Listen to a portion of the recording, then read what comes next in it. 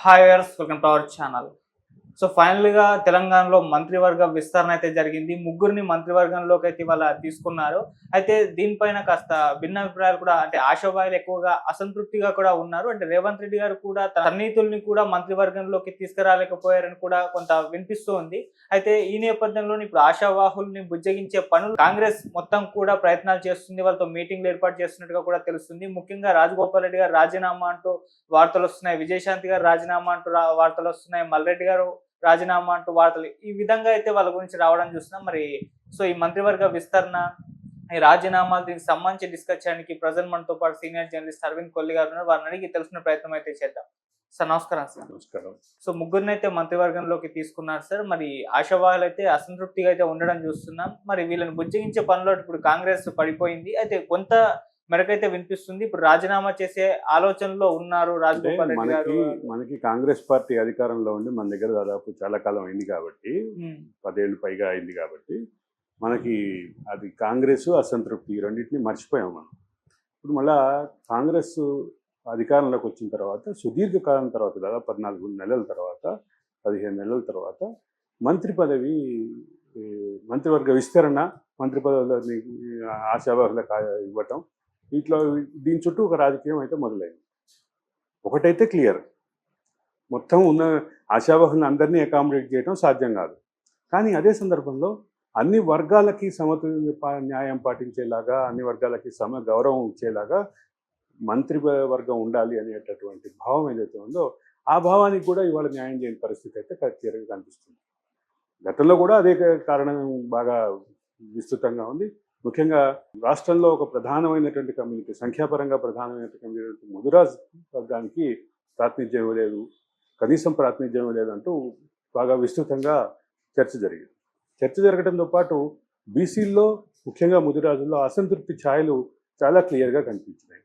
రెండోది, గతంలో ఈ ముదిరాజు వర్గానికి ప్రాతినిధ్యం వహించినటువంటి టీఆర్ఎస్ హయాంలో ప్రాతినిధ్యం వహించినటువంటి ఈటెల రాజేందర్ని కూడా అర్ధాంతరంగా తొలగించడం, ఆ తర్వాత అప్పుడు కేంద్రంలో ఎంపీగా ఉన్నటువంటి బండ ప్రకాష్ని తీసుకొచ్చి ఇక్కడ ముదిరాజు వర్గం నుంచి ప్రాతినిధ్యం ఇచ్చేటటువంటి ప్రయత్నం చేయటం, అది ఆలస్యం అయ్యేసరికి ఆయనకి మన మండలి ఉప సభాపతి దాకా మండలికి సంబంధించిన డిప్యూటీ చైర్మన్ పోస్ట్ ఇవ్వడం చూసాం.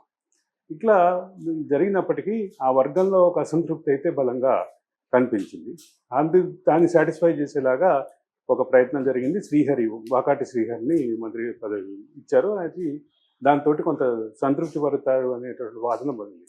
అదే సందర్భంలో ముస్లింలకి ప్రాధాన్యత లేనటువంటి పరిస్థితి ఉంది. అదే దాంతోపాటు రేవంత్ రెడ్డికి అత్యంత ఆప్తుడుగా ఉన్నటువంటి అద్దంకి దయాకర్ కానీ, రేవంత్ రెడ్డి తోటి హామీ పొందినటువంటి వ్యక్తిగా చెప్పబడినటువంటి ప్రొఫెసర్ కోదండరామ్ కానీ, మరొక పక్కన మన కేంద్రం నుంచి హామీ పొంది ఎమ్మెల్సీ పదవిలోకి వచ్చారని చెప్పినటువంటి విజయశాంతి కానీ, వీళ్ళెవరికి ఎక్కడ ప్రాతినిధ్యం లభించలేదు. హైదరాబాద్ రంగారెడ్డి దాని నుంచి తనకి గట్టిగా వస్తుందని భావించినటువంటి మల్రెడ్డి రంగారెడ్డి కూడా రాలేదు. రెండోది, మునుగోడు శాసనసభ్యుడు కోమటిరెడ్డి రాజగోపాల్ రెడ్డికి సంబంధించిన అంశంలో ఆయన అంటే బహిరంగ సభలోనే రేవంత్ రెడ్డి దగ్గర నుంచి హామీ పొందారు. శ్యామల కిరణ్ కుమార్ రెడ్డిని కనుక గెలిపిస్తే, భువనగిరి ఎంపీగా కాంగ్రెస్ అభ్యర్థిని గెలిపిస్తే ఆయన మంత్రివర్గంలో తీసుకుంటారనేది బయట బహిరంగంగానే చర్చ జరిగింది. హామీ కూడా పొందినటువంటి పరిస్థితి.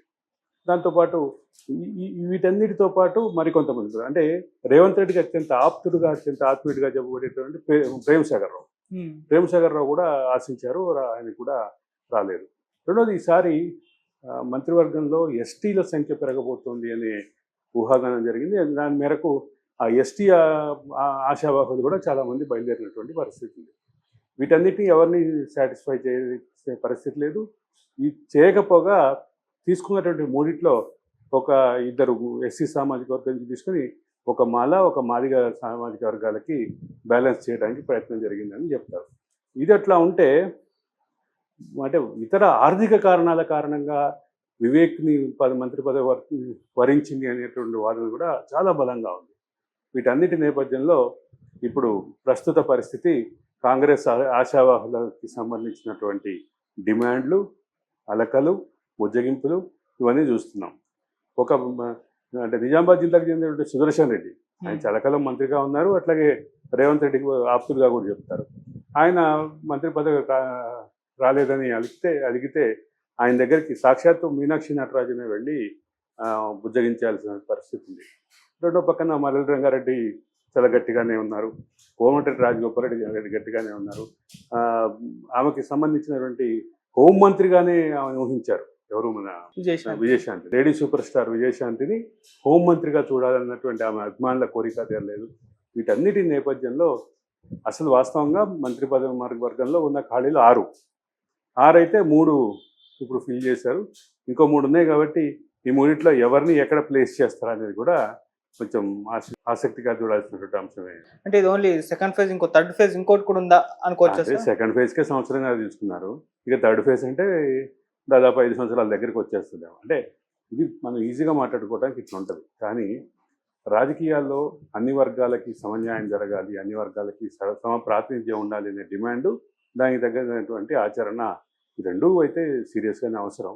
కాబట్టి ఏ డైరెక్షన్లో వెళ్తుంది ప్రభుత్వం అంటే మంత్రి పదవులకి కేటాయింపుల విషయంలో మంత్రి